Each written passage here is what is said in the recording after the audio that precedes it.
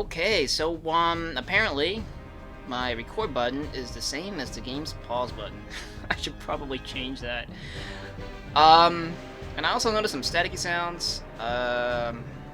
Probably the recording software, not the game. Hopefully it doesn't, I don't know, mess with my Let's Play too much. You know what? Yeah, whatever. Enough about me rambling about my recording problems, and yeah, let's get to introducing the game. So welcome to Let's Play Alien Assault with me, PolarDash, and some of you guys actually. And as to what I mean by that, I will get to in a second, a long second after I ramble on with Ventro. So Alien Assault is a game developed by a bunch of guys that calls themselves Teardown, and is a I don't know, what is this game genre? It's like a top-down, turn-based, squad-based, tactical-based, strategical-based kind of game. It's that genre, you know what I'm talking about. But for those of you that didn't understand what I just said, the game is based on the board game Space Hulk. You've heard of Space Hulk? It features the iconic Space Marines of the Warhammer 40k universe. You know, made up by Games Workshop. Sort of made up by Games Workshop after they took ideas from all sorts of other sci-fi things. But that's another story entirely. But so yeah, in case you have never heard of Space Hulk, or I don't know, you never played it, well, you're just gonna have to stay clueless for a little while longer while I yeah, ramble. So, yeah, this game was, released around 2009. It came out of beta around 2009. And was actually titled Space Hulk before it was released. While it was in its development phases. Games Workshop didn't like that too much, so, they had the guys at tear down the project. Wow, maybe that's where they got the name of their thing from, their company from. That's kind of interesting, and holy crap, there's a little earthquake. That's cool too. The guys didn't like that joke. Should I stop recording? No, that's cool. Just a little earthquake. Okay.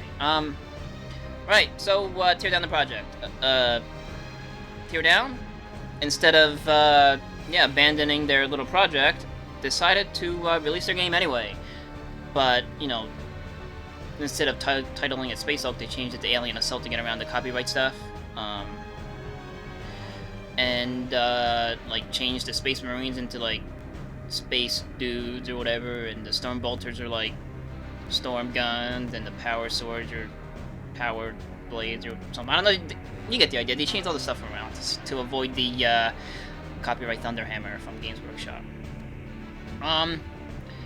And then the mod community just took it a step further and, decided to, well, we could just mod Space Hulk back into the game. And that's what happened, and everything is now cool again. We're back with playing Space Hulk on our computers. And me being a big fan of the board game, Space Hulk, will also be playing with this mod enabled. And I will be playing the 3rd edition campaign of the board game, but I think now I'm getting a little too detailed as an intro. So, yeah, let's just pick a squad and start playing. Okay, so we have a choice between the default Alien Assault Squad, the Alien Assault Force, and a bunch of Space Marine chapters. We will not be the Alien Assault Force. And here we are with some Space Marines, the Ultramarines chapter. We will not be the Ultramarines because they're in enough video games and movies and crap as it is. Skip that. The White Scars, I don't know too much about the White Scars. Lightning Bolt, that's cool. I think they're Mongolian or something. Deathwing Company? Yeah. The Deathwing Company is the first company of the Dark Angels, if I'm not mistaken. I think they were in the 1st edition board game or something like that. I'm not 100% sure.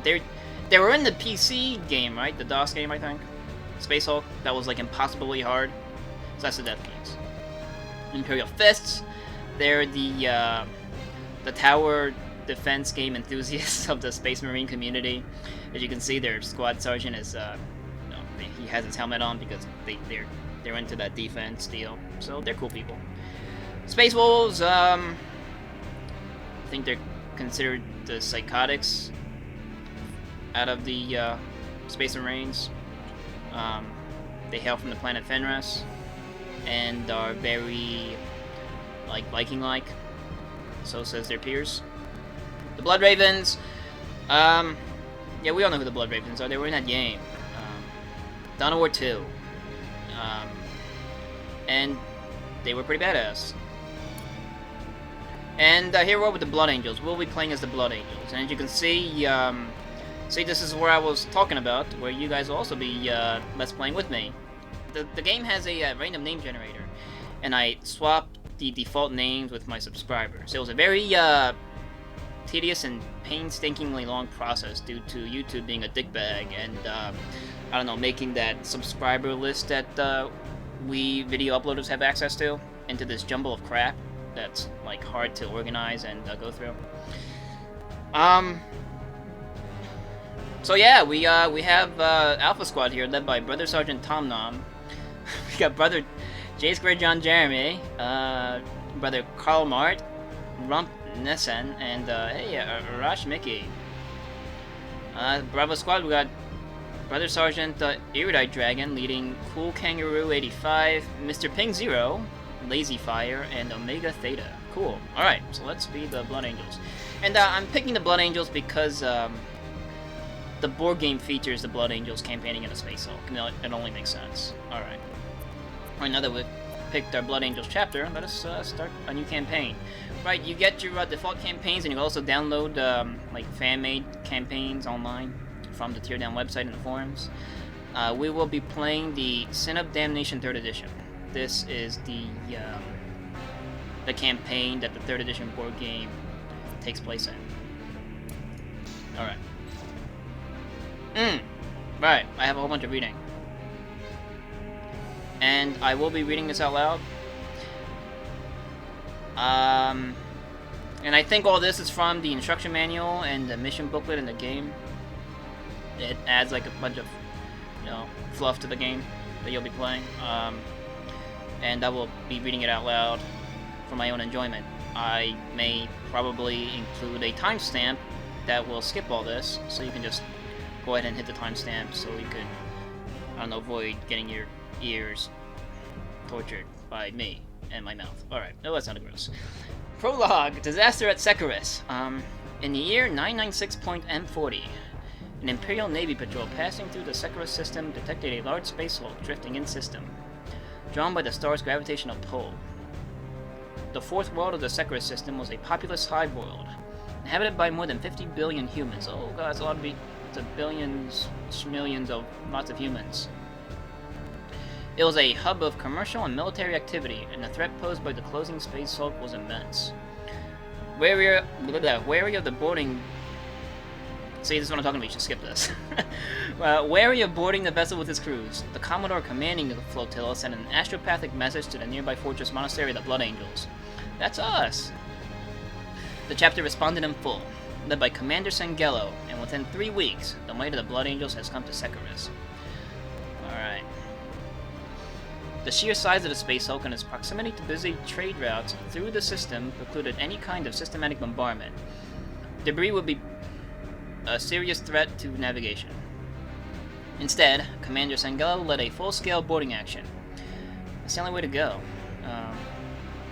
The initial stage of the boarding went with little problem, but soon the Blood Angels encountered growing resistance as they attempted to take possession of functioning engine rooms and control chambers. Within 30 minutes, Gene Stealers were rousing from their hibernation in great numbers, and Sangello committed his reserves to bolster the defensive perimeter around the boarding site, leading the reinforcements himself. Oh, Captain Badass, are you? Right. Unable to secure their objectives, the Blood Angels diverted their attention to the inner areas of the ship, seeking the dormant Gene Stealers. Okay, so they're going for their bedrooms. Kinky. Their attack only served to hasten the awakening process, and soon thousands of Gene Stealers had encircled the advancing Space Marines. Under the covering fire of the First Company Terminators, Sangelo tried to extricate his surrounded squads and was eventually forced to send forward the Blood Angels protecting the landing zone to provide a safe corridor, quote-unquote, back to the boarding craft. The Genestealers' attack relented for a short while, and it seemed as if the Blood Angels would be able to withdraw in good order and re-establish their beachhead. However, the calm was short-lived, as the Genestealers had noted the Space Marines' tactics, and now attacked to separate them from the ammunition and support personnel at the boarding site. The battle descended into anarchy, as some squads attempted to break through to their objective, while others fell back towards the boarding torpedoes. Divided, the Blood Angels were picked off, squad by squad, swamped by the overwhelming number of their foes. So, Sangelo's not doing too hot.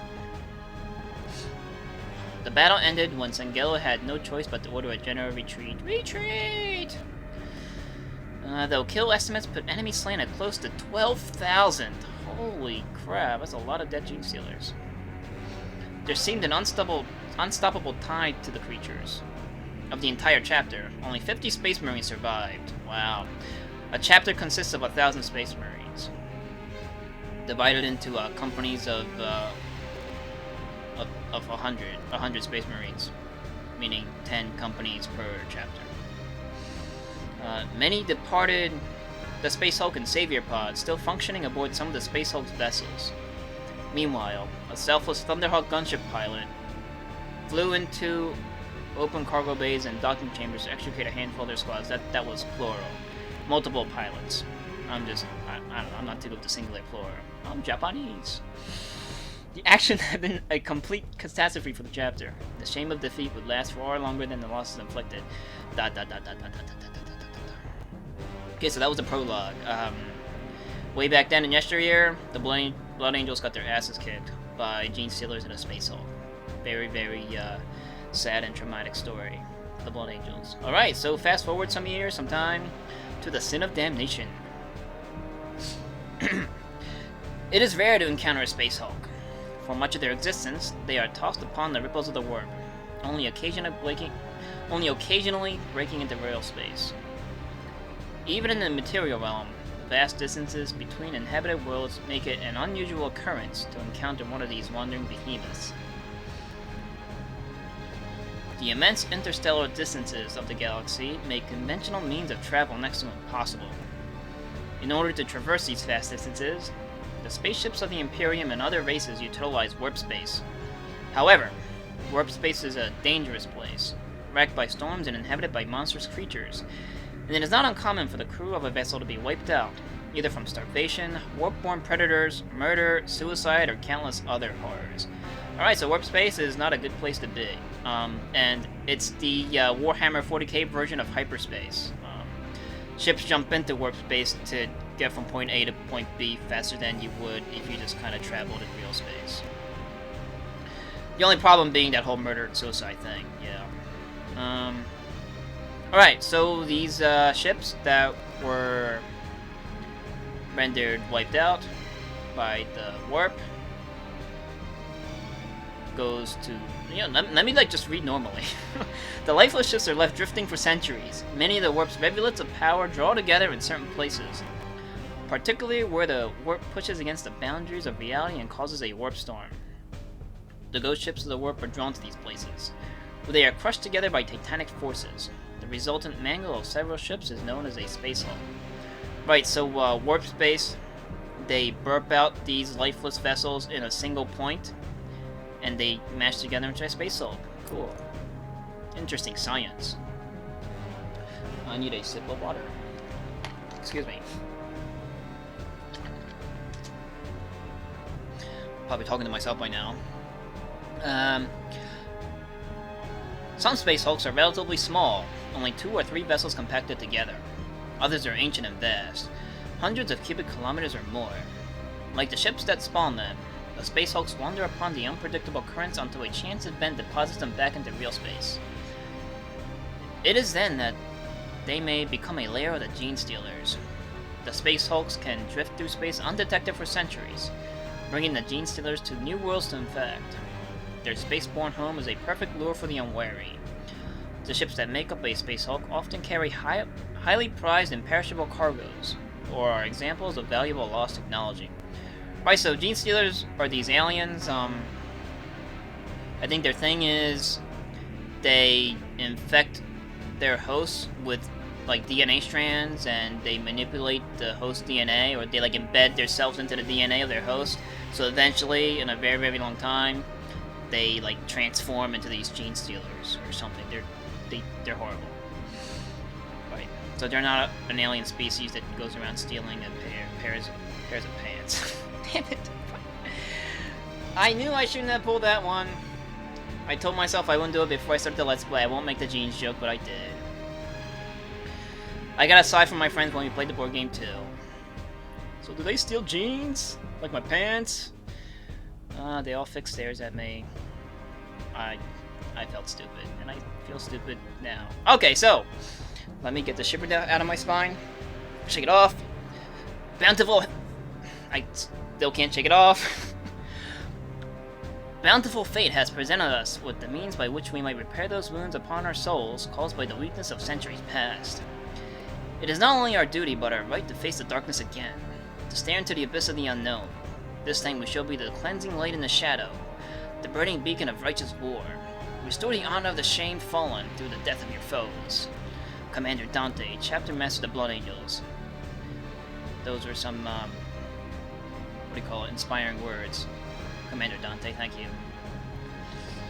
Perhaps it was fate, the will of the Emperor, or the machinations of the Chaos Gods, that the Blood Angels were contacted by the rogue trader Barack Gora, captain of the Windrush, not Barack Obama, as I almost said, in an attempt to make another joke, but I stopped myself.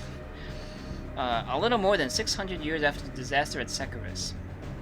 By cosmic coincidence, the rogue trader had dropped out of warp space almost on top of a gigantic space hulk only a few light years from the Blood Angels' home system of Bale. Alright, so I almost cracked up laughing, imagining Barack Obama as a rogue trader. That's almost semi-funny.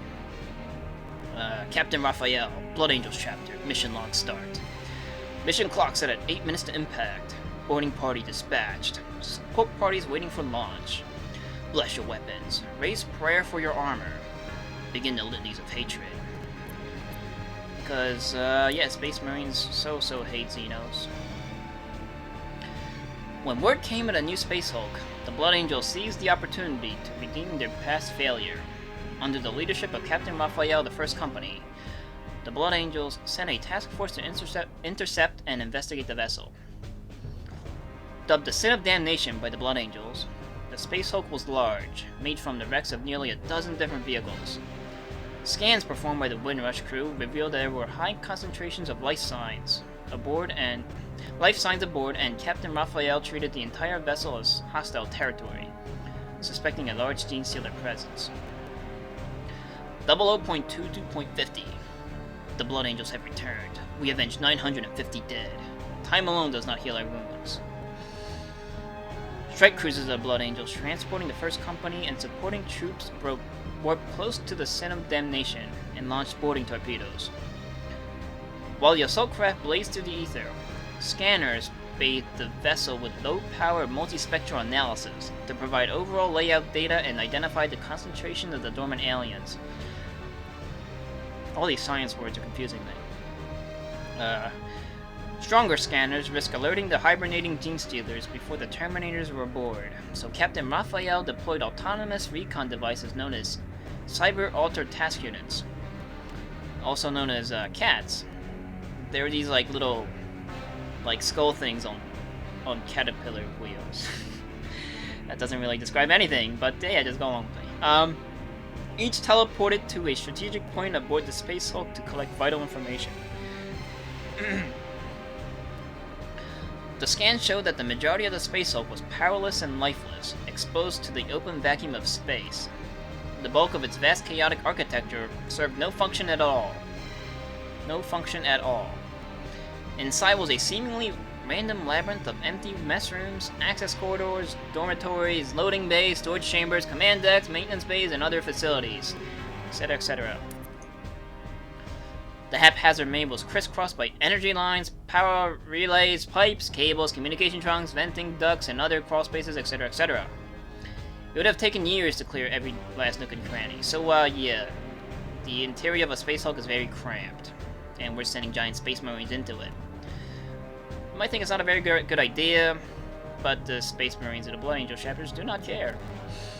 Raphael strike cruisers orbited the Space Hulk at a safe distance, their bombardment cannons and torpedoes primed to reduce the sin of damnation to atoms at the first sign that the Gene Stealers were escaping or that the mission was failing. Every warrior was under immense pressure that day. It was a matter of honor that the Blood Angel scoured the Gene Stealer threat from the Space Hulk and allowed archaeotechnologists and other tech priests to conduct a full survey of the ancient vessels that comprised it. That was a long sentence. Anything else would only serve to further crush the chapter's self-regard, stripping them of all respect and authority. For the sake of the chapter, Captain Raphael and his warriors could not afford to fail. Mission log 3.00.25. Holding course. Assigned impact points identified. Targeting complete. Impact pattern anticipated 99.5% accurate. We are the vanguard of honor. The cutting edge of the Blood Angels. We bring death. Yep. That's about the only thing that Space Marines bring is death. That's their thing. Alright, so we finally made it to the briefing screen, where we see the map of the sector. Our starting location.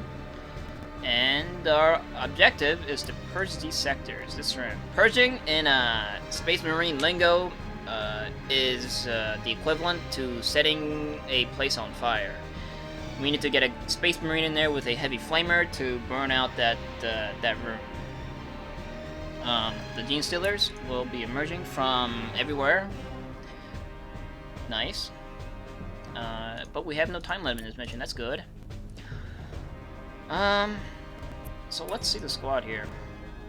Alright, so we start with Brother Sergeant Tom Nom leading his Space Marine squad. Second in command J2 Square, or J Square John Jeremy, and Brother Karl Mart, Rumpin Nissen, and Arash Mickey. Important to note that the Heavy Flamer, Karl Mart, is third in line. It's usually a good idea to keep track of where your Heavy Flamer is at the beginning of a mission, so that you don't, like, F up and position him poorly. So he is in third. Okay. It's usually a good idea at the beginning of a mission to stare at the map forever to get some kind of